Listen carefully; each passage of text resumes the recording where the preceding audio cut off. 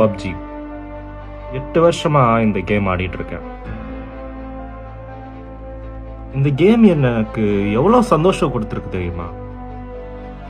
அந்த சந்தோஷத்துக்கு காரணம் அந்த கேமை விட அதுல இருக்கிற ஆளுங்க.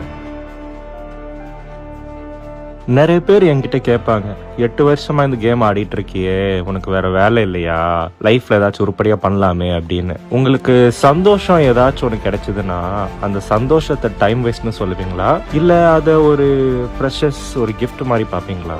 8 வருஷத்துல எனக்கு மனுஷங்க பண்ணாததெல்லாம் இந்த கேம் பண்ணியிருக்கு, இந்த கேம்ல இருக்கவங்க பண்ணியிருக்காங்க. 8 வருஷத்துல நம்ம லைஃப்ல இருக்கவங்க கொடுக்காத சந்தோஷத்தை ஒரு கேம் கொடுக்குதுன்னா அது டைம் வேஸ்டா?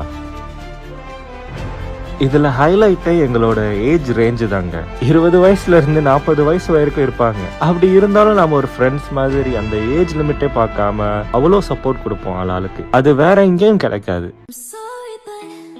நம்ம பசங்களுக்கு ஆளாளுக்கு ஒரு பிரச்சனை இருக்கும் லைஃப்ல. ஆனா அந்த கேமை திறந்து உள்ள வந்த அடுத்த செகண்ட் அது எல்லாமே மறந்து போயிடும்.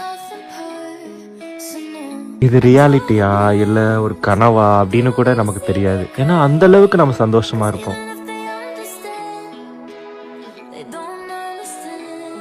ஸோ எஸ், யார் என்ன சொன்னாலும் பரவாயில்ல, எனக்கு இந்த கேம் தான், இந்த கேம் மட்டும்தான்.